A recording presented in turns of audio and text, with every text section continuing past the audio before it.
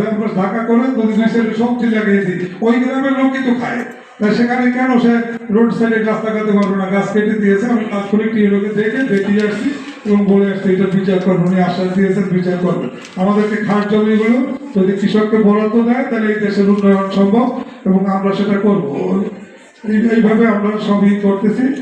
এখানে কৃষকদের জন্য বিশেষ ভাতা, এটা হচ্ছে কি কৃষক দেখেন যে একটা কৃষক যখন বয়স্ক হয় তার সে ভাতার আওতায় আসে না। এই দেশের কৃষক কিন্তু যোদ্ধা, আপনার টেবিলে খাদ্য কৃষকের এবং সবাই দেখায় প্রেসিডেন্টের টেবিল পর্যন্ত সবই তো কৃষকের খাদ্য। তাহলে কৃষক যখন বয়স্ক হয়, একটা কৃষক দেখেন মাঠে যাইয়ে বজ্রপাতে মারা যায়, আমাদের দুর্যোগ মন্ত্রণালয় আছে তাকে কোনো হেল্প করে। একটা কৃষক সে একটা ফসল করতে গেছে এই জাতির জন্য, আমরা বলছি তাকে শহীদের মর্যাদা দিতে হবে এবং তাকে ভাতা দিতে হবে তার ফ্যামিলিকে। সে তো জাতির জন্য খাদ্য উৎপাদন করতে গিয়েছে, সে তো নিজের জন্য খাদ্য উৎপাদন করতে ওখানে যায় না। তাহলে এইভাবে আমরা কৃষককে ভাতা আনতে বলছি। এখানে যত যাকে ভাতা দেয় দেয়, কিন্তু কৃষকের জন্য ভাতাটা যেন নির্ধারিত থাকে। একটা লোক ট্রাক্টর চালাইতে গিয়ে তার অ্যাক্সিডেন্টে তার পা হারিয়ে গেছে, সে কোনো ভাতার আসা পঙ্গু হয়ে গেছে, তার ফ্যামিলি না খেয়ে থাকে, সে তো জাতির জন্য খাদ্য উৎপাদন করতে গেছে। এইভাবে আমরা বলছি কৃষক যদি ভাতার আওতায় না আসে তাহলে এটা হলো মানে খারাপ কাজ, এটা অবশ্যই ভাতার আওতায় আনতে হবে। সরকারিভাবে কৃষি বিমা এটা চালু করার জন্য বলছি যে হঠাৎ করে বন্যা এসে আমাদের ফসলগুলো ভাসিয়ে নিয়ে যায়, যেটা আপনারা দেখেছেন ফেনীতে দেখেছেন, সারা বাংলাদেশে দেখেছেন। গত রোমালে আমরা দক্ষিণাঞ্চল ঠিক একদিনের মধ্যে আমাদের কয়েক হাজার কোটি টাকা, আমি নিজেও আমার 1200 কেজি গাছ আমি একদিন 3 দিনের মধ্যে হারিয়ে হয়েছি, মানে পানিটা স্থায়ী হয়ে বসেছে নামে নাই। তাহলে এইভাবে এটা যদি বিমা করা থাকতো তো 1200 কেজি গাছে কত টাকার পেপার হতো। এইভাবে সেটা বলছি এগুলি কৃষি বিমার আওতায় এবং গভর্নমেন্ট করে দিলে ওখানে আমরা কিছু ক্ষতিপূরণ পাই, সেটা করতে হবে। এটা আমাদের একটা দাবি। সরকারি হাসপাতালগুলোতে কৃষকের জন্য বিনামূল্যে বলছি, সেখানে আমাদের 3টা বেড দিতে হবে ছোট হাসপাতালগুলোতে, যেখানে কৃষক এসে ওখানে থাকতে পারে মাটিতে সই। কৃষকের কোনো মূল্য নাই, তার গায়ে তাকে কাঁদা, তাকে মাটিতে রাখা হয়, ঠিক পায় না।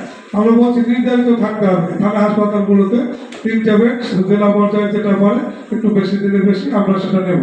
এবং বেসরকারি যে হাসপাতালগুলো আছে সেখানে আমরা দাবি করছি এবং অনেক জায়গায় ক্লিনিক্যাল আমাদের দাবি তাৎক্ষণিক মেনে নিয়েছে, যেটা 50% করতে হবে, যে চিকিৎসা খরচটা সেজন্য চিকিৎসকদেরও 50% পায়।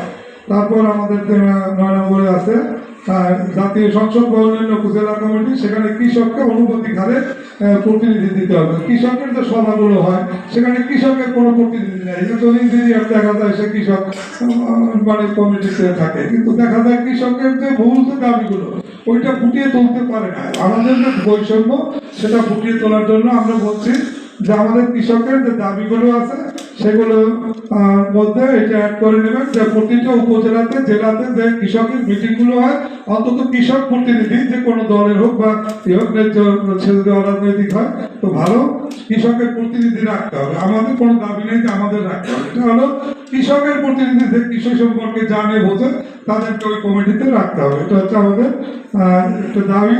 তারপর 20 সার সিন্ডিকেট মুক্ত করতে হবে। 20 সারে হলো সবচাইতে বেশি বৈষম্য শিকার হয়। দেখা গেছে একটা লোক বলে সার নাই, ওদিকে আমাদের কিন্তু গভর্নমেন্ট কিন্তু বারবার বলতেছে যে সারের কোনো ঘাটতি নেই, কিন্তু আমরা দিনাজপুরে দেখেছি যে সার লাগে 10 বস্তা, তাকে 2 বস্তা দেওয়া হয়, বলে সার নাই।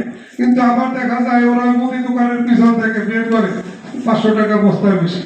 এই যে ব্যাপারগুলো আমরা বলছি ওদের লাইসেন্স বাতিল করতে হবে।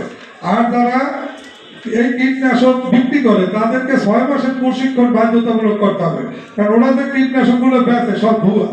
আমরা লক্ষ্য করে দেখেছি গায়ে রেট দেওয়া আছে 500, বেচে 200। তাহলে ও কিভাবে বেচে, কোন কোম্পানি? এগুলি সম্পূর্ণ রকম, এগুলি বন্ধ করতে হবে আর ওদেরকে প্রশিক্ষণের আওতায় আনতে হবে। ওইটা প্রশিক্ষণ না দিলে ওদেরকে আমরা ওদের কাছ থেকে কোনো মাল আমরা কিনবো না। প্রয়োজনে আমরা নিজেরা বড় কোম্পানির সাথে অ্যাড করে নিই মার্কেট ভবিষ্যতের এই ঐক্যের মাধ্যমে। এটা সরকারকে বলবো যে আমরা যেন 6 মাসের প্রশিক্ষণ বাধ্যতামূলক করে। এখানে কৃষির যে প্রযুক্তিগুলো আছে এগুলিকে আধুনিকায়ন করতে হবে, এগুলি আমাদের মূল দাবি। এরপর দাবি আছে, যাই হোক এটা সংক্ষিপ্ত করা হয়েছে। আপনারা আপনাদের নিউজের মাধ্যমে আমরা যেগুলো জানতে পারি সেগুলো বৈষম্যটা কিন্তু আপনারা ভালো জানেন, আমাদের তুলনায় আপনারা ভালো জানেন, কারণ আপনার